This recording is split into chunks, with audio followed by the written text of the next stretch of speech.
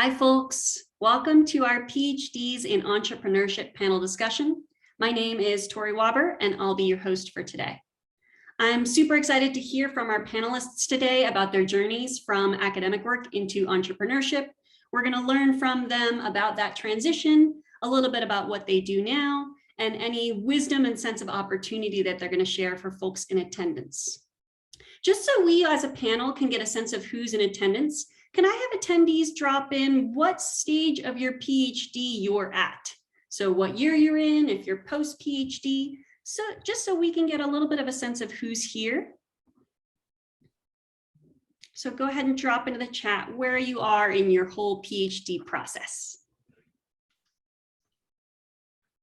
Post-PhD, 10 years past, final few months. PhD 2012. 23 years. Nice. Okay. So many folks post PhD here or nearing the end. Awesome. Okay, so panelists, you can see there we've got a sort of range from just finishing PhD towards post PhD here. Awesome. All right, so here's our structure for today. We'll kick off with a few questions that I've prepared for the panelists after I introduce them. And then throughout, folks can drop questions in chat. I'll have attendees stay off of video just so that we can share the video recording, but I'll do my best to source questions from the chat that haven't yet been addressed. And so feel free to drop those in the chat as they come up. And we'll be sure to wrap up prior to the hour to be respectful of folks' time. And heads up, panelists are speaking on behalf of themselves rather than on behalf of organizations. All right, so I will start off by introducing our panel. I'll introduce myself briefly, and then I'll introduce our panelists, and we'll dive right in. So for those of you who don't know me, I'm Tori Waber. I'm a career and leadership coach. I did my PhD in human evolutionary biology at Harvard in 2012. I then went to work for Facebook and Google for 7 years and started my own business in 2020. I enjoy helping PhDs move in industry because this is a journey I've made myself. I've now helped more than 50 people make that leap. And so I really enjoy helping folks see that opportunity there. All right, let me introduce our panelists. We have Claire Wu. She completed her PhD in neuroscience at University College London. She's the co-founder and chief product officer at Holly Health. Wave hi, Claire, if you haven't already. All right, we have Chris Cornthwaite, who completed his PhD in religious studies at the University of Toronto. He founded the website Rooster Vein, where he writes about work and purpose, and he advises companies on content strategy and SEO with his consulting business, Think House. Wave hi, Chris. Okay, Jen Polk completed her PhD in history at the University of Toronto. She founded and runs her own business From PhD to Life, working as a PhD career coach, speaker, workshop facilitator, and educator. Hi, Jen. Antonia Stigadal completed her PhD in medical technology at the Norwegian University of Science and Technology. She's the CEO and co-founder of Liba Scientific. Welcome.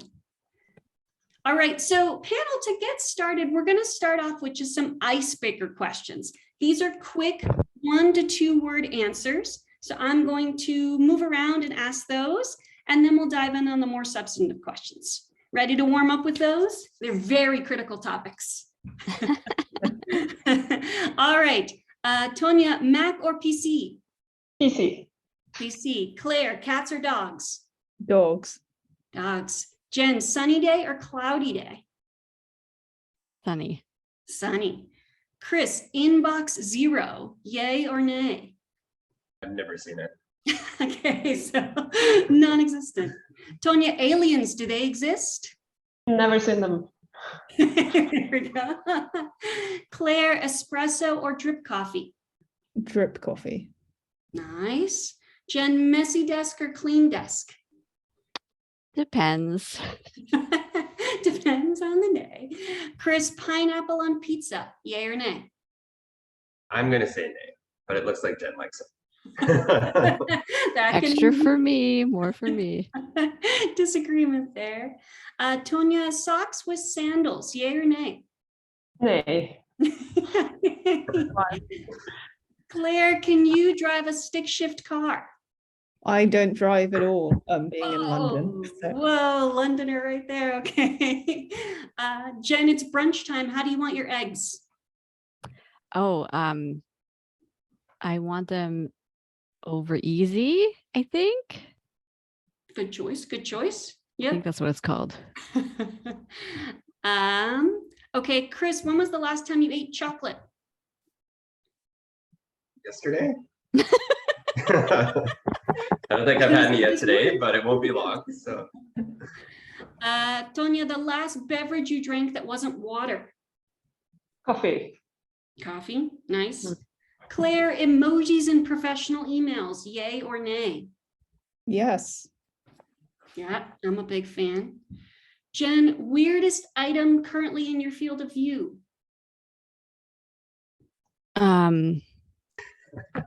I the cat, I guess. There you go. Cats hanging out on that side of the screen. Cats are weird, right? That Yeah, counts. they're pretty strange. And Chris, when was the last time you put on shoes? this morning. All right, someone's already gotten the shoes on today. Nicely done. All right, so those help us warm up. So now let's shift gears. We're going to start off with questions about leaving academics and then move on to questions about entrepreneurship itself, and then see what questions come up in the chat. So our first question, many of our attendees will be curious about your journey out of academia. And so can folks share anything about your rationale not to pursue the faculty path? Yeah, I can go. So I guess it was kind of a gradual transition. So I did my PhD and I went abroad to do a postdoc, and then actually planned to continue in academia, and came back to Norway as well to continue the postdoc and a researcher position. But then I kind of started thinking, is this really the rest of my life, or can I pursue other opportunities? So then I moved over to the technology transfer office, which then brings science and technology out into the society by new products and new services. So that it was kind of a gradual transition. So I worked there as a business developer for like 6 years. And then by accident, I guess, I got the case that I'm now working full days in the life scientific company that we founded. So yeah, I worked on that as a tech transfer officer, and then joined the company when we decided to found. And yeah, I guess I knew the team, I knew the technology. It was really a great fit, but I haven't looked back. So yeah. Folks sometimes phrase this question to me like, when did you decide to leave academia? And there was no moment of decision. And I think the truest answer is that I couldn't. There was no possibility of having a career in academia. Just that wasn't even like, there was no choice there. So the choice before me was, what can I do? Because obviously I can't have a career in academia for multiple reasons. So what is it going to be next? I didn't know the answer to that, but that's what it was. That's the same for me too. I just echoed that. Yeah, I think for me, I was in sort of this great neuroscience lab at UCL, which was like a really like top lab, like loads of postdocs everywhere, so much funding. And one of the very interesting things I realized was sort of like, despite this being like this great prestigious lab, publications in Nature Neuroscience like churning out every year, the postdocs there still had like an incredibly difficult time trying to find a permanent role, right? And, like hundreds of applicants. I'm sure everyone's sort of very familiar with like the painful academic job search. And, this is in neuroscience, like a very sort of well-funded field. So I think seeing that like as a PhD student, and also my PhD was kind of a joint PhD with industry. So I worked quite extensively at the pharmaceutical company Eli Lilly, and sort of seeing, let's say, the decline of their neuroscience research and sort of winding down actually of some aspects of that program sort of convinced me like, okay, well, neuroscience academia seems very competitive. Industry is not sort of necessarily like a clear backup option. And that's kind of then what like spurred me into entrepreneurship. Well, and quick show of hands panel, folks mentioned the limitations of faculty. How many of you on the panel applied for faculty positions at some point? I did as well. Okay, so even before that point, it was sort of seeing the writing on the wall and saying, hey, this is not the path for me. Nice. Well, and the stats are showing the same, right? I mean, I was not going to go to Buttfuck Nowhere USA, like no offense, but no. And I just wasn't really qualified for anything. I would have had to have really stretched it. So, and I always remember this, the kind of best job, academic job in my subfield. The guy who ended up getting that job already had 3 published books. And it was like, and that was already to a place that I had never heard of before, literally, and like would never move to, like, no. And that was like 10 years ago, right? Yeah, that was, and for me too, it was not quite 10 years ago, but it was before the pandemic, which seems to have made things even worse. But I remember this moment. I went through 2 cycles. But I do remember reading the academic jobs in my field, and they were just ridiculously bad. And I was living in Greece, which was incredible. And I remember the feeling of sitting on this Greek island where I was doing research in like a beautiful little villa.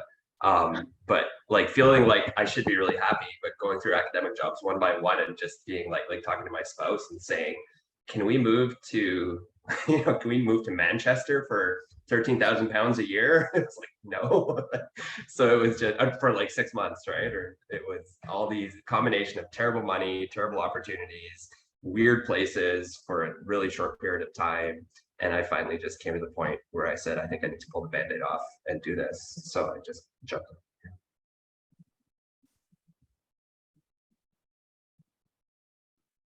Well, and it's interesting. One of the constraints there, aside from the salary, which we'll talk about, the locational inflexibility of academics versus entrepreneurship is a pretty big contrast. And so panel, maybe do you feel like you tap into locational flexibility now? Do you feel like you're happy with the place that you're living, given where you've landed? Yeah, absolutely. It gives great flexibility, both of them, but it's also very good where I am now. I remember being mad 10 years ago. I finished my PhD 10 years ago, and what are these universities doing? They bring us to these world-class cities, and then we all have to move a few years later. Like what like I mean, I'm still mad about it, right? So I still live in that world-class city. I might not stay here forever, but I knew that. So while academia had 0 options for me in Toronto or elsewhere, I knew that Toronto was a big city. Lots of people work here doing lots of different things. So surely there must be something that I could do in Toronto, right? I'd be better off staying here where I have a community of people, right? I know how to ride my bike on these streets. I can figure it out somehow.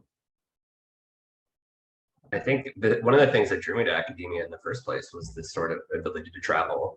And my supervisor was always like flitting off on weekends to Vienna and stuff like that. And I wanted that life. And ironically, I think I could have it now. I don't really, but part of that is because of the pandemic. But yeah, I mean, academia probably wouldn't have given me that, with the exception of conference travel. And I could live anywhere in the world right now and still do the same work I do and still make the same amount of money and all that sort of thing. With the one exception that I also have a spouse who gets a say in the matter. So, so it's not just my decision. So where I live in Ottawa in Canada wouldn't actually be my first choice, because I would probably just be like somewhere in the middle of nowhere. But it's a pretty good second choice. Yeah, I think entrepreneurship sort of provides in many cases, especially sort of like with building tech companies now in the current climate, like an opportunity to construct like a work life or sort of like a work environment around you that just like really suits exactly what you want to do. Of course, there are sort of constraints of like funding, and perhaps the product you're building sort of requires some sort of in-person work, but at the moment there's just like a huge amount of diversity in sort of startup setups. Like some are fully remote, some are like, okay, like we meet like once a month, some meet like quarterly, and you know, especially going in as the sort of founder yourself, like you can sort of figure out like what works best for like me and my team and sort of what we're trying to build, and have like just so much more control over, you know, the day-to-day of your life and sort of where you live and all these different pieces than is often the case in academia. And so, question related to this coming in from the chat, maybe just a show of hands on the panel. How many of you have an in-person office location that's not in your house? Right? So a lot of flexibility there to work from home.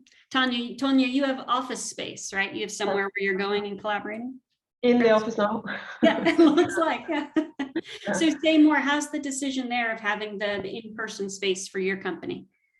Yeah, so I mean, we could easily do a lot from home as well. So obviously, yeah, if it's convenient, then I'll stay home for a day as well. But it's also now, I guess, after the pandemic, it's also for me, it's nice to meet again, and I live like a 15-minute walk from home, so not from the office, so it's very convenient and easy. And the rest of the team is also in the same city, so for us, this is the best way of doing it. But I just copied to Claire what she's saying. It's, yeah, you have this many ways of building startups now, and it's, yeah, you can make it fit whatever suits best for the company in the phase that you're in at the moment. So I hear a lot of flexibility there around building in person, building remote opportunities. Another question from the chat about whether folks figured out location first and had the job follow later. I know Chris mentioned having, you know, dual body figuring in there.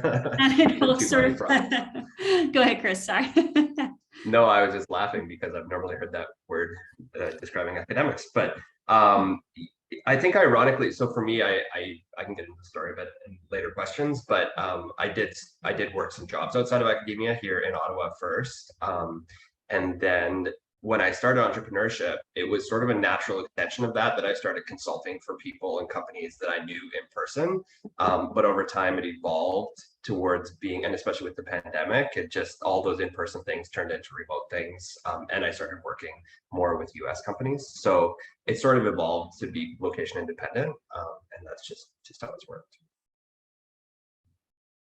Yeah, I think I've got like a very similar story of evolution in that when I was sort of contemplating what I should do if not academia, my husband Aeneas, he had his own company at the time, so he sort of had this journey which I guess I followed in some sense of like finishing his PhD and then sort of founding a company straight away. At that point, obviously sort of pre-pandemic, a few years back, they were all sort of totally in office and based and headquartered in London, so he sort of had to be there, and therefore I had to kind of think up something that could also be done in London. But yeah, sort of with the pandemic and with sort of the move of like so many startups to remote, like he's now remote only, I'm sort of remote only. We could be elsewhere if we wanted to, but we like London too much.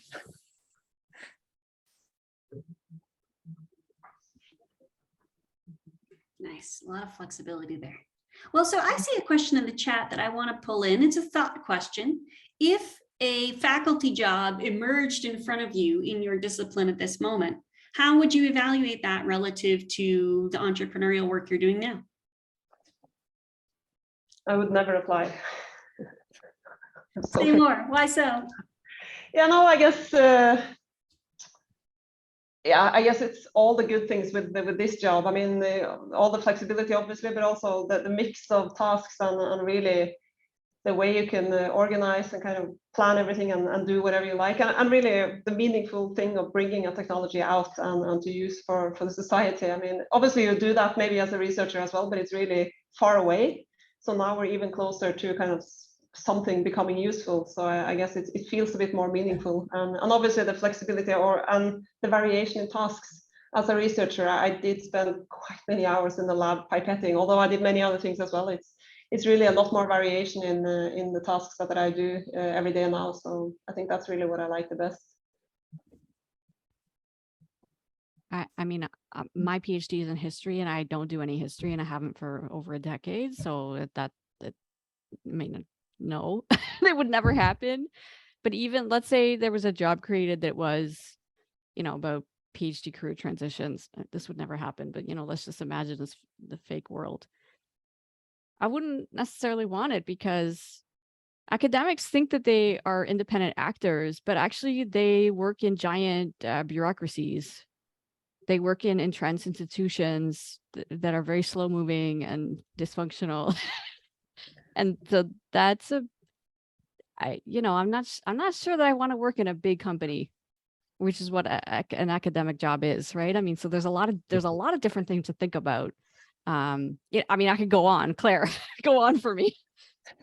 Yeah, I'm just nodding away because I agree completely. I think, the nature of academia nowadays, sadly, is that you are situated within this sort of massive bureaucracy, and a lot of your effort and time sort of goes into navigating that, whether it's the bureaucracy of the institution or like the bureaucracy of like publication. There are all these kind of structures that you sort of maybe as an individual, I don't, not speaking about the collective today, have sort of very little control over, right? Whereas as an entrepreneur, of course, you have constraints, you have sort of a funding environment you have to navigate, you have to sort of have like a commercialization story that makes sense, and those sort of do place constraints on like what you can reasonably do, but like that space to like explore and like the things that are sort of possible within those constraints is just like so much more freedom than I think is possible in an academic environment.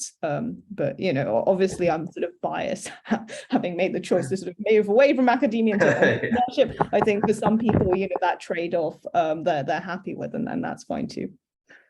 I think all the same things for me. I might consider teaching like one course if that was a thing. I think that would be interesting. In terms of a faculty job, yeah, I mean, less flexibility, less even like, this is a big picture thing, but just like institutionally, I don't believe in the university. In the way that I once did, and especially in education by field in the way that I once did. So educating others might be a bit of an ethical dilemma. And then I can't imagine going through, when I look at those academic job applications and the groveling you have to do and the hoops you have to jump through, like, I don't know, that just doesn't really seem worth it when I'm having more fun, I make more money, I love what I do. So I don't know, I can't really imagine a full-time thing, but yeah, maybe one course.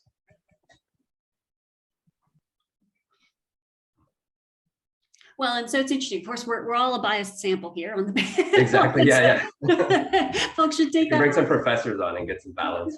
There we go. Exactly. But I'm curious, for folks who have worked in universities, in companies, and for themselves, maybe compare and contrast a little bit from what you've seen of the pros and cons of each, right? Working as part of maybe a for-profit company, maybe something associated with the transition thing that you mentioned, Tonya. Like, what are the pros and cons of each of those types of organizations from what folks have seen? Yeah, I guess one image I often use is because I moved from academia and then to the tech transfer office and then to the company, and one really striking thing is the speed. I mean, obviously research, they do a lot of work, but it takes a long time. It's really, everything takes a long time, and you plan, you write grants, and then you need to plan 3-5 years ahead, and kind of, and if you want to buy something, you need to go by tenders, and there really so much administration and kind of difficulties getting things done efficiently. And then I'm moving to the tech transfer office. I really experienced, wow, this is faster. When they're hiring, everything is faster. All kind of tasks were felt faster. But now, obviously, going to a startup, it's like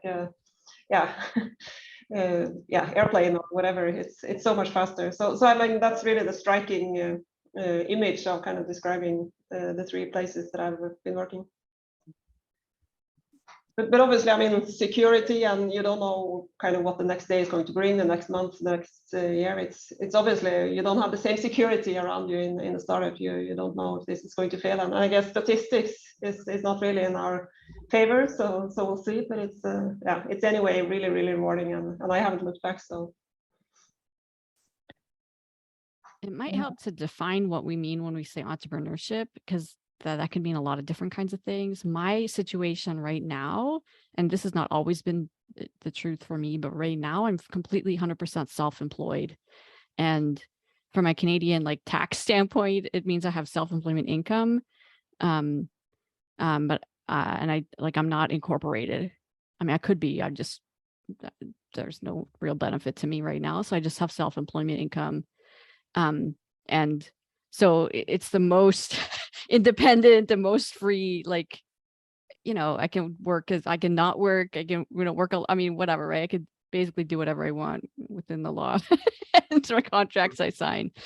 So that's my situation now. I have been in a situation where I was an employee of a company that I partially owned. I have owned like co-owned corporations in Canada and the US, but I've always worked remotely. I've had employees, I've had contractors. So I've had different flavors of this, but right now I'm completely self-employed. It's it's not perfect, but that's my situation. Yeah. I think I would also sort of reflect what Tonya said about the various differences between and similarities between like startup and academia compared to say like having a job in a more established company. And that I think both and I say startup as like a startup founder rather than say like joining like a sort of slightly more established one that has some funding, that like both founding a company and sort of a tech company and being in academia have some sort of degree of like broad intellectual freedom, right? Constrained in some ways, but like you can sort of explore this like very open problem space.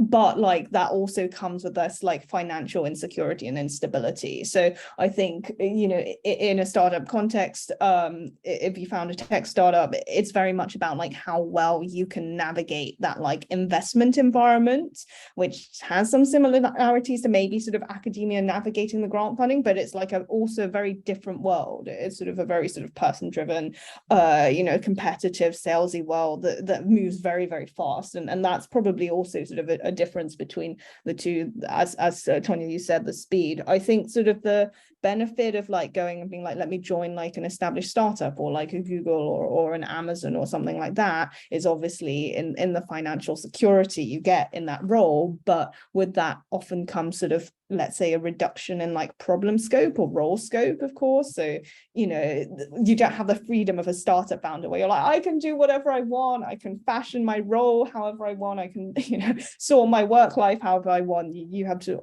of course, fit into the established kind of processes and sort of organizational structure.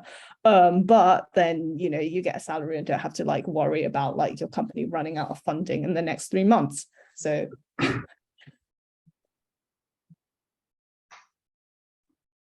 and so folks are speaking to this a bit, but I really want to, you know, zoom in on it just so that folks listening have a sense of, okay, what are the great things and what are the constraints?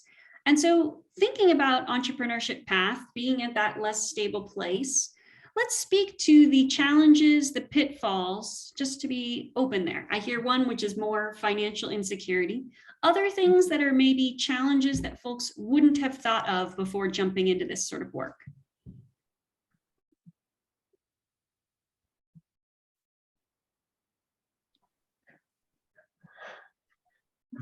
I can start, I guess, with and try not to go on too long. I think one which is quite interesting, and maybe this is sort of more particular to say like founding a tech company from scratch rather than say like setting one up yourself up as an individual consultant, is that the initial stage of company building can be like incredibly like interpersonally like difficult and complex, because there's just so much uncertainty about like what problem are we solving, what do we want to do, like the roles of like and sort of the responsibilities of what you and your very small team do are sort of like radically shifting day to day, and that can be like very difficult to navigate, and it's very intense because everyone is working very hard. So I think that can be quite difficult. Another thing I also see, which I think is sort of particularly around like academics moving into entrepreneurship, is that like when you sort of come to entrepreneurship with a PhD, I think most people with a PhD have a very sort of strong ability to like navigate a like complex and like ambiguous problem space, because it's entirely, you know, what is the point of the PhD? To do some sort of original research in some regard and sort of go out into the unknown and sort of find a way to face that regardless. So that's really good. But then I think speaking back to sort of the bureaucracy of academia and sort of like the environment in which one does that, and sort of the values you have to have and sort of the behaviors you have to like succeed in an academic environment are just very different, in my opinion, from like the very sort of fast-paced, like loose nature of building a company. And sometimes that can be like a very difficult transition to make, to sort of move away from the things like, oh, I must do everything according to like the process the funding body sets, or like the institution sets, or like whatever it is, or the ethics board, you know, all these things ought to be listened to. But, you know, startup world is very different and sort of very chaotic and needs sort of a new set of skills to navigate. I think the thing that I would point to, and maybe this feels a little bit like something you've seen on Twitter or Instagram or something, but it's the mindset piece that I think really the challenge of going from being an academic and feeling like I'm not good enough to do anything, especially after failing to get a tenure track job, and then turn around and try to say, I'm the person who can solve your problem and you're going to pay me money for it. It takes work. It took me a lot of work, and really the only way, I don't know, maybe somebody has a better trick for it. The only way that I could do it was just doing it again and again, and underselling myself many times and ending up doing more work than I was really getting paid for. But the next time adding that on and not making that mistake again. And over time, I got better at the sales part. But I think it's just, yeah, so that's selling with mindset, but it's also related to sales, which I guess is the second part of that challenge. That, yeah, it can be hard to look at somebody and say, yes, I can solve your problem. Here's what it costs. But you get better at it as you do it. It's just like anything else, just practice. Practice makes perfect. Well, and that's one other area that I was curious about for folks, and this has come up in the chat as well. PhDs have that ability to deal with ambiguity, right? They may be able to understand some of that space, but some of the business acumen side of being in a small business may not come as naturally with the PhD training. How have folks picked up those skills? Is it just doing the job over and over? Anything else that has helped folks find the business acumen side and develop that? What do you mean by business acumen? Yeah, I know it's in the chat, so we can spell out maybe things like sales skills, marketing, understanding the market, those sort of things that you wouldn't have in a PhD, but that are helpful for running a business. Setting rates, pricing, all of those things.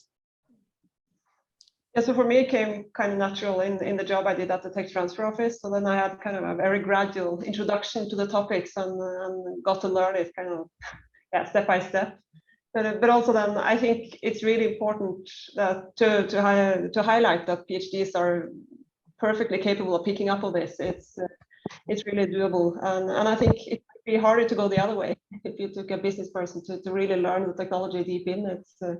But then again, you obviously need different skills in a team. But I mean, for PhDs who want to follow this track, I guess just be open, network, meet people, discuss. There are kind of small courses you can take, webinars. Just be open and be on those networking places where such people meet. You could easily pick up on important topics. I wanted to hold this up. It's my bookkeeping for dummies, because somebody in the chat asked about profit and loss and ROI, things like that. Yeah, I mean, you can learn it all, right? Like if you're a learner, you know how to learn. So I spent years of my life learning ancient languages, and wasn't really that hard to learn business skills. Sorry, wasn't hard to learn the principles of business. Actually doing it and being successful at it is a very different story. But a lot of the basics you can pick up. And I mean, hire people who are smarter than you too. Like I hire a bookkeeper and an accountant, and I don't try to do that stuff myself. So depending on your business, some people might, but it's just something I've never been very good at. So I hire it. I've done a lot of that stuff myself over the years in different contexts. And some of it I kind of like. I like the bookkeeping. I'm just doing bookkeeping earlier. Like, I think the taxes almost make me cry, but the bookkeeping I find is somewhat satisfying because it's like, it's tangible, it's numbers. So let me shift the conversation a bit to say, I think that one of my strengths, and I hate to give credit to my academic training, but like if I was going to give credit to my academic training, it would be that I'm very attuned to my audience. And as a history PhD, my job was to be very attuned to my dead guys. I mean, right?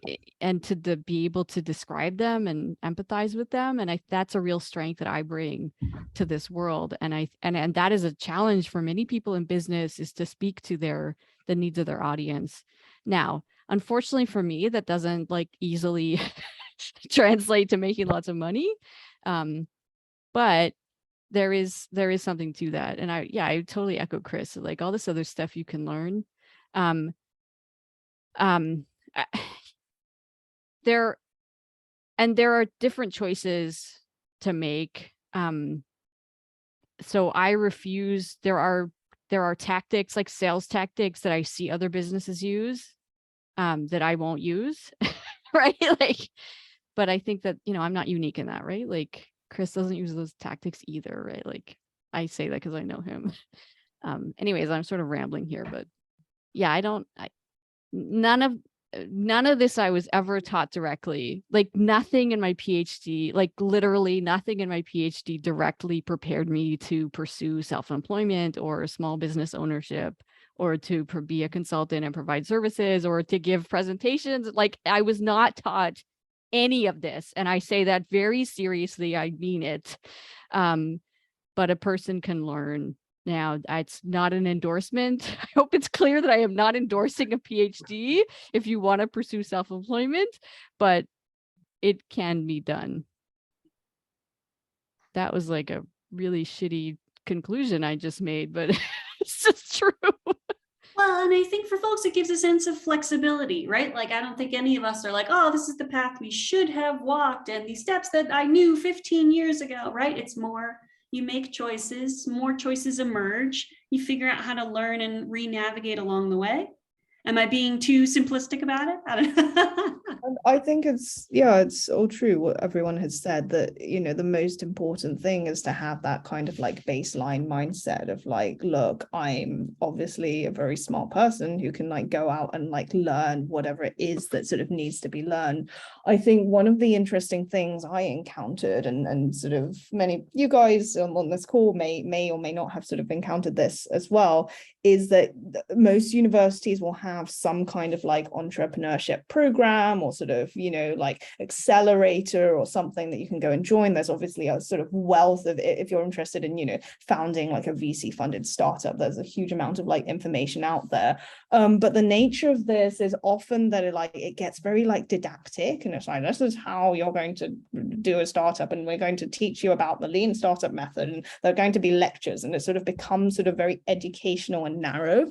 This can be sort of useful just to sort of get a sense of like what's going on, but like I think, and I saw this when I sort of went on some of the entrepreneurship courses at UCL, like there was a tendency among like some of the attendees there to be like, oh, what is like the correct way to like found a business and start a company? If I just ask the right question, like or listen to this lecture really carefully, like someone's going to tell me and I'm just going to follow the path, it's all going to be fine. And when you sort of actually do it, it's like absolutely sort of not how it works. So I would say go and use all the resources out there, but sort of with some degree of like skepticism and like a kind of core belief in your own ability to sort of navigate regardless of like what anyone else is saying.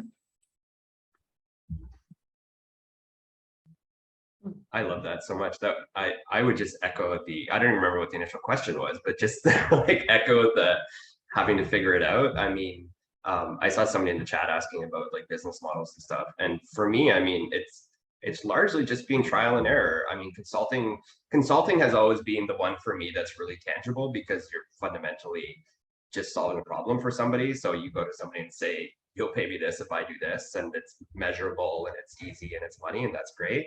I've tried products. I haven't had a lot of success with products, but I still love the scalability of products, and I will do so in the future. But in the past, I've tried and failed, and I've never done VC funding, which other people have done. But so I think there's a lot of figuring it out as you go, and kind of seeing what's going to work, and paying attention to what does work, and using what does work to fund the things that you might be more excited about, and kind of like you have to be a little flexible.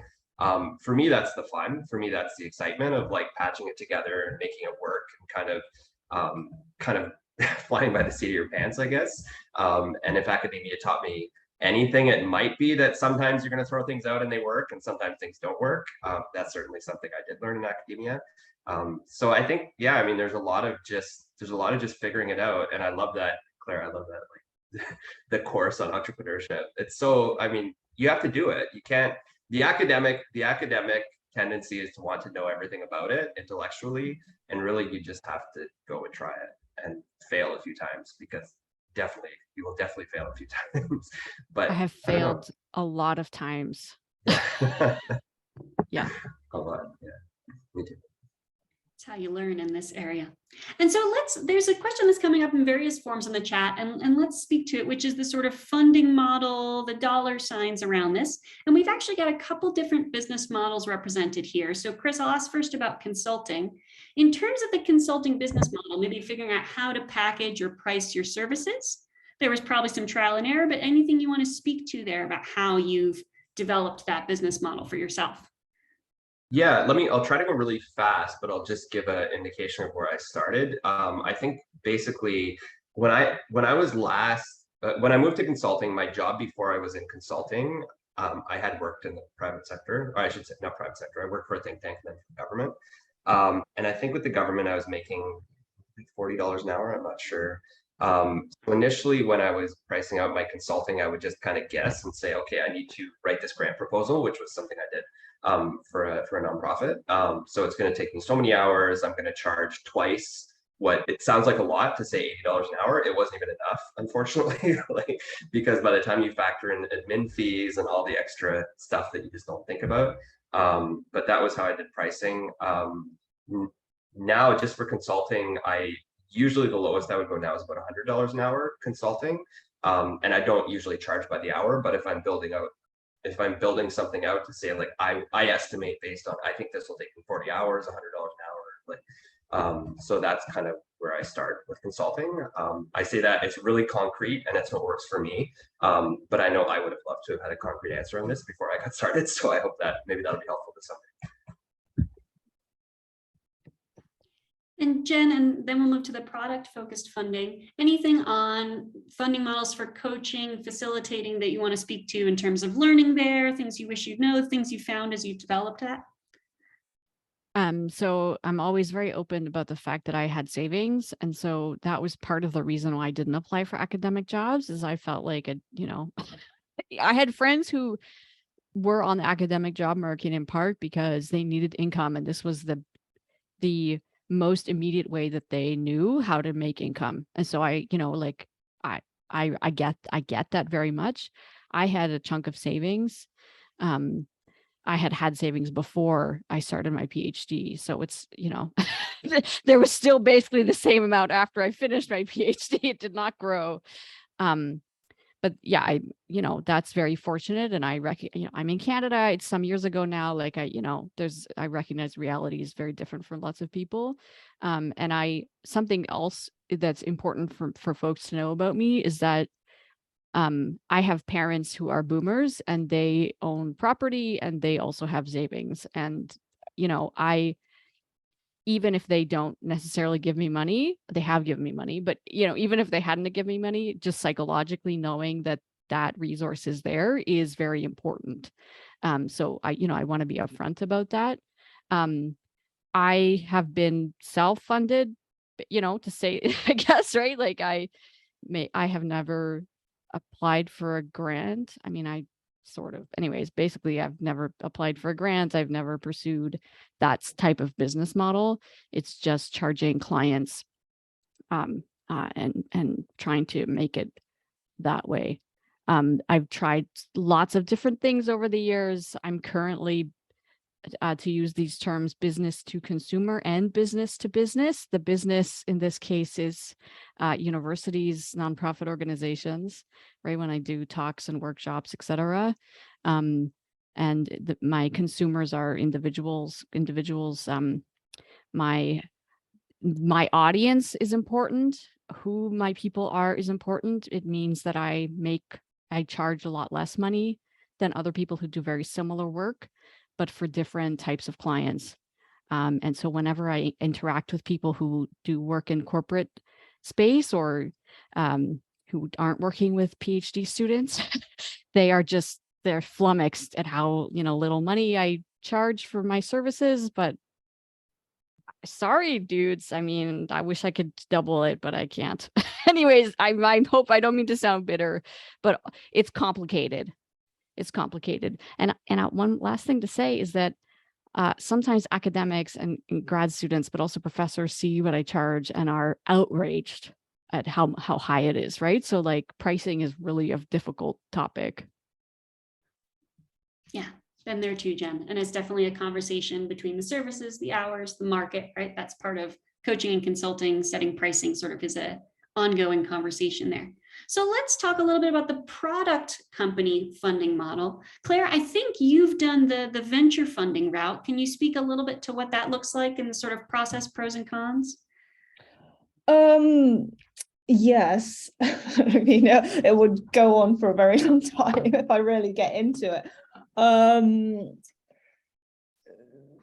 Yeah, sort of as I alluded to before, sort of the venture funding landscape is just sort of a very different thing to navigate from like someone who comes like from academia, and is sort of like very sort of sales driven, especially in the early stages of sort of a startup. It is not about like, the metrics, the business plan, like the numbers, whatever. Like you can make like a beautiful like financial model or whatever it is, but everyone sort of understands that's pretty much like conjecture, and really what it relies on at the early stages of kind of getting VC funding is very much like your ability to like tell a story and sort of convey the sense of like urgency and like momentum and excitement with like what you're building and like the story you're telling, which is interesting because like in some ways I sort of see overlap with like academia skills. Like the nature of sort of mastering the academic presentation is kind of similar to the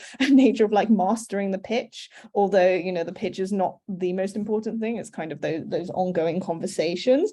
But also, yeah, it's just like a very like salesy sort of landscape to navigate. And venture funding is one of the, I would say, easier ways to sort of get yourself in a position where like your startup is kind of like, paid well funded enough so you can like pay yourself, but like it's still like a very hard slog. Like we spoke to like hundreds of angel investors, we spoke to like so many VCs, you go through like so many rejections. It's like, well, I'm sure like just as many as like on the academic job market, but that I don't know. I guess I can also only speak to like the UK landscape, which I think is different from the US and like different countries, although sort of the VC funding landscape is getting like a little bit more international now. So yeah, I don't know. Those are kind of my thoughts about like navigating that like early stage funding type of world. And I mean, sadly, sort of it is one of those worlds where if you sort of know people who are in that world already and you sort of have that pre-existing network, it can be sort of much easier to break in. But having said that, like we've had a lot of good stuff with like cold outreach. There are sort of companies and people who will help put you in touch, like do the warm intros with the right people. Again, that's something you have to like take a great deal of discernment into, because we've worked with some terrible ones and some great ones. But yeah, lots of complexity. I'm sorry, I'm trying to like compress it and realize I've just sort of said a lot of like different things. So I Well, hope there's it's a lot there. We could do a whole panel just on that topic, but it's definitely good to hear just snippets, right, of different models so folks can get a sense. Yeah. Tonya, how does your funding for your company work? So I guess we're kind of standing out in the startup world, since we're funded by sales even in the first year. So we offer diagnostic products for it was used for COVID testing. So obviously that's really how we came about, because the hospitals were running out of such reagents in the beginning of the pandemic. But then we also, of course, saw that this was really an opportunity to continue to develop this platform and continue after not COVID, but then obviously other viruses and bacteria to be tested also in a post-pandemic situation. So everyone employed now have salaries, and we're funded by sales, and also we got some grants, and I've been writing my grants ever since my academic career as well. So yeah, so that's where we are now, and obviously we also need to position ourselves so that we can continue and grow, and yeah. So we'll probably also go explore different routes in the coming years. Nice. And so lots of different models just for attendees to get a sense, right? There's service, sales, product sales, venture funding, any of those can help. But it sounds like, and I'll just do a quick sanity check, having a little bit of a savings cushion before jumping in can be helpful. Anyone there who didn't have that and just said, like, I'm going to go for it?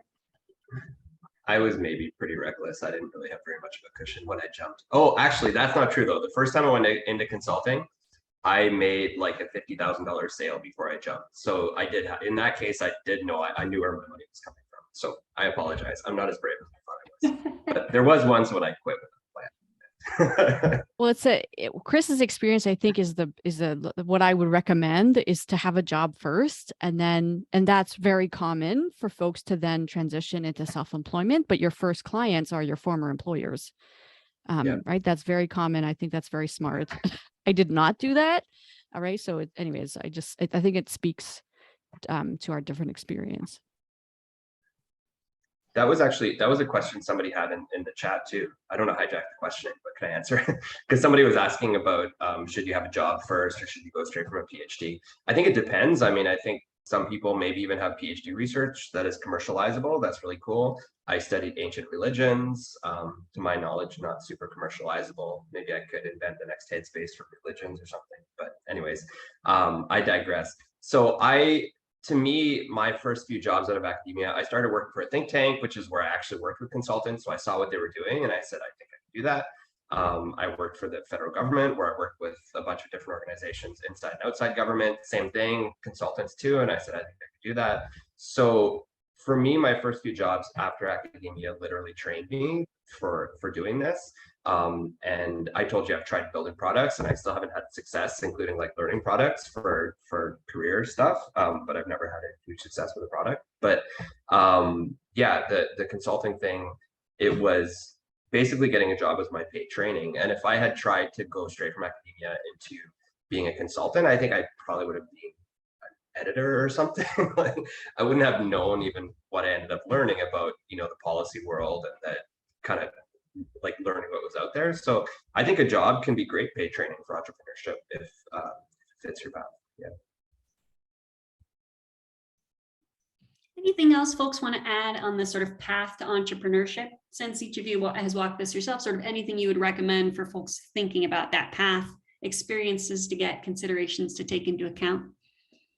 Yeah, so I just wanted to address one of the questions in the chat here regarding when you should do it. I mean, I'm also in the life science industry, and obviously some doors will close if you found the company and then start continuing the work on the product. So you could always need to consider if it's good to be in academia, if you still have funding and kind of possibilities of continuing to mature your product or idea, then you should probably try to come as far as possible in academia, and then other doors will open. Then obviously if you found the company, and then you can find new ways of funding the technology and bringing it further. So that's really, I mean, finding the best timing there is something at least that you can explore, and keep in mind that there are new opportunities opening up once you found. So yeah.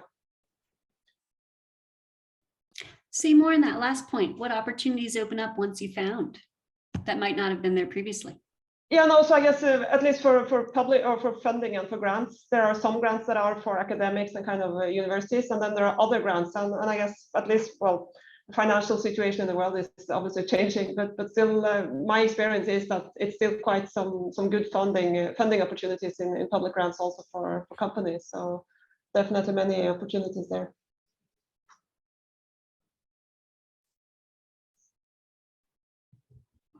Anything else folks want to say there? Yeah, I took the slightly unconventional, I don't know, maybe actually, I don't know how unconventional it is, but maybe in some eyes unwise route of like founding my first company while I was like supposed to be writing on my thesis and spending all that time at my PhD stipend, like working on startup stuff, and then sort of cramming my thesis writing into like one very intense and like unpleasant month. So like that's also one way of doing it. Like, I mean, if you're sort of sure that academia isn't the thing for you, you can sort of like exploit the situation you're in, so to say. I mean, obviously, sort of depending on the sort of freedom of your position. So yeah, I don't know, just to sort of have like this counterexample, it doesn't necessarily have to be sort of like this very well considered sort of like stable movement towards like I sort of must go through all the steps before I sort of get to entrepreneurship. You can also get there very chaotically. You can get there without taking the course. Yeah. The entrepreneurship course, which so often is entrepreneurship, realistically. Nice. Well, and so we're nearing time. And so I want to create a moment for folks to forge future connection. So in case folks want to drop their connection info, whether LinkedIn or whether a company page for folks, let's take a moment to do that now in case attendees, you have any folks you want to connect with to be able to follow up with questions that may not have come up today. And panelists, before we sign off, anything else you want to mention, anything else that's standing out to you as a learning observation from today, or something we haven't mentioned that we really should for folks listening? I guess I'm quite passionate about, I would like the universities to tell PhD students, I mean, at least here in Norway, I think less than 20% of those pursuing a PhD end up in academia. And I think that we should try to move people out of that kind of, yeah, they take a postdoc, they take a researcher, they try to kind of hang on, but we should have more people coming out, and they should be told earlier that you can really use your skills also outside the academia. I think that would be a good thing. My advice would just be don't overthink it. Like at the end of the day, entrepreneurship is just somebody giving you money to do something. So it's like, it doesn't have to be a big, well thought out thing. You just try it and see where it goes, kind of thing. In addition to what Chris just said, yeah, just like start doing it. Don't underestimate the value of other people. So make friends with your competitors. It's like, for real, there's enough work out there for everybody. It's important. It's just.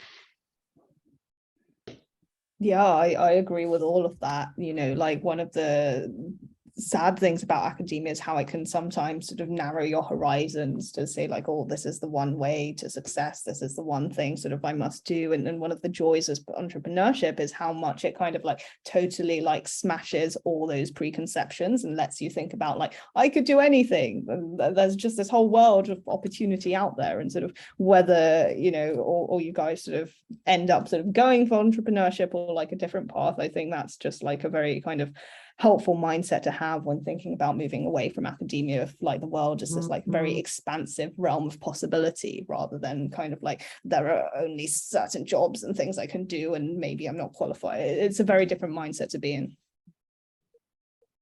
And the earlier we can open academics' minds to that, the better. Like I'm always so happy when I see folks in their third or fourth year of PhD on these panels, because it's opening those doors of opportunity. And I think if you've seen from today, there are so many opportunities available. And so great to get that sense. So we're going to wrap here to be respectful of folks' time. I want to thank our panelists for sharing their time and expertise. So virtual or actual applause there. Thank you all so much for the insights and stories and experiences you've shared. I know I've learned a lot, and I'm sure our attendees have as well.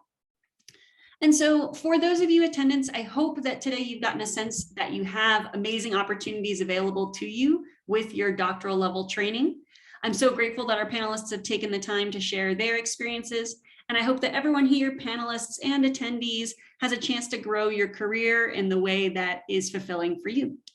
Thanks so much for joining today. I hope you have a great rest of your Thursday. Thanks, everyone. Thank you. Thank you. you.